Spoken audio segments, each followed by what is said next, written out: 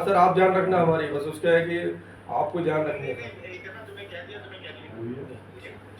नमस्कार नीमच। जैसा कि विधानसभा चुनावों में लग रहा था कि कांग्रेस के जो बागी प्रत्याशी मैदान में आएंगे, लेकिन कांग्रेस की प्रभारी नूरी खान द्वारा लगातार संपर्क किया जा रहा है। कल रात में बालकिशन धाकड़ जो कि बागी के रूप में चुनाव लड़ने जा रहे थे, उनको समझाया। अब वे पहुंची है तरुण भाईटी के मकान पर और अभी हाल ही में उन्होंने कमलनाथ जी और दिग्विजय सिंह से बात की और तरुण जी इस बात को लेकर मान गए कि वे अब चुनाव नहीं लड़ेंगे। तो हमारे बीच है नूरी खान जी। ये मैडम, देखा कि आप लगातार कंटिन्यू प्रयास कर रहे हैं कि कांग्रेस के कम से कम बागी मैदान में आए और सबको समझा रहे हैं। अब भी हाल ही में आपकी कमलनाथ जी से बात हुई, क्या बात हुई और किस तरह से तरुण जी माने? देखिए, ज़िले में मैं जहाँ जहाँ गई, जैसे कि मनासा गए, वहाँ पर मंगेश संघाई जी, उनकी टीम को हमने समझा लिया था। कल बालकिशन के पास रात पहुँची थी, बालकिशन को भी समझा लिया, पर तरुण बाहिती को समझाना इतना आसान नहीं था और उनकी जो बातें थी वो बहुत ही जायज़ थी। ऐसे में हमारे वरिष्ठ नेता आदरणीय पूर्व मंत्री मध्य प्रदेश शासन के नरेंद्र नाहटा जी और जिलाध्यक्ष अनिल चौरसिया जी, हम सभी यहाँ पर पहुँचे और सभी के सामूहिक प्रयास से ये हो पाया कि हमने मिलकर कमलनाथ जी से बात की और दिग्विजय सिंह जी से बात की। दोनों ने ही तरुण बाहिती जी को ये कहा है कि उनकी रक्षा करेंगे और साथ में उनके दिल में भी ये बात है कि एक युवा है, कहीं ना कहीं टिकट एक होता है और किसी भी वजह से ये जो रह गए हैं, इनकी जिम्मेदारी उन लोगों ने ली है।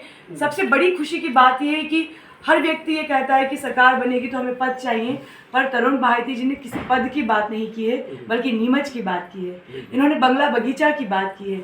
इन्होंने कहा है कि जिस विकास की, जिन लोगों की लड़ाई में लड़ रहा था, सरकार बने तो मेरा यही निवेदन है कि उस लड़ाई को आगे बढ़ाया जाए। और सभी नेताओं ने इन्हें वचन दिया है, मैं आश्वासन तो नहीं कहूँगी, वचन दिया है कि ये तरुण बाहिती जी के साथ पूरी कांग्रेस खड़ी है और हम सब तरुण बाहिती जी के इस ऋण को, इस कुर्बानी को कभी चुका नहीं पाएंगे। लेकिन मैं बहन के रूप में हमेशा तरुण भाई के साथ खड़ी रहूंगी। एक चीज मैंने भी देखा कि नीमच तो खैर आपने स्थिति साफ कर ली, मनासा भी साफ कर ली, लेकिन जावर में अभी भी राजकुमार अहीर फॉर्म भरने के लिए रैली निकालने जा रहे हैं और वह बगावत की स्थिति है। क्या कोई चर्चा हुई उनसे? लगातार मेरी राजकुमार अहीर जी से चर्चा हो रही है और मैं ये कहना चाहूँगी कि थोड़ी बहुत से जो बादल बचे हैं वो उनकी भी छटनी हो जाएगी और नीमच जिले में 3 तारीख का जो सूर्य होगा, उस उदय के साथ ही आपको पूरी कांग्रेस एक जाजम के साथ नजर आएगी, ऐसा मैं दावा करती हूँ। हमारे बीच तरुण भाईटी जिन्होंने अभी कमलनाथ जी और दिग्विजय सिंह से चर्चा की, क्या चर्चा हुई? तरुण जी, क्या चर्चा हुई, क्या डिमांड रखी, क्या आप फॉर्म नहीं भरेंगे?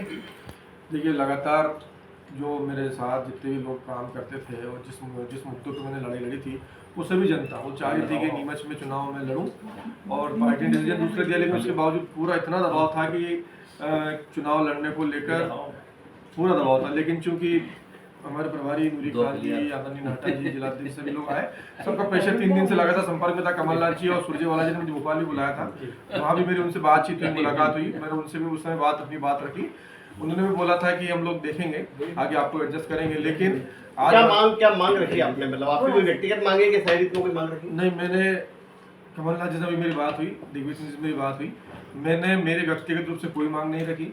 मैंने ये जरूर उनसे वादा लिया है कि जिन मुद्दों में लड़ाई लड़ी है पिछले कुछ सालों से, चाहे बंगला बगीचा का मुद्दा हो, चाहे जिला अस्पताल का मुद्दा हो, चाहे किसानों से जुड़े मुद्दे हो, उन मुद्दों को मुख्यमंत्री बनते ही, सरकार बनते ही शीघ्र सबसे पहले वो हल हो। मैंने उनसे सिर्फ इतनी बात करी। मैंने व्यक्तिगत अपने लिए कभी कोई बात कही नहीं, न मैंने सबके सामने मैंने कोई इस चीज़ की मांग नहीं करी मुझे ये पद दिया जाए, मुझे एडजस्ट किया जाए।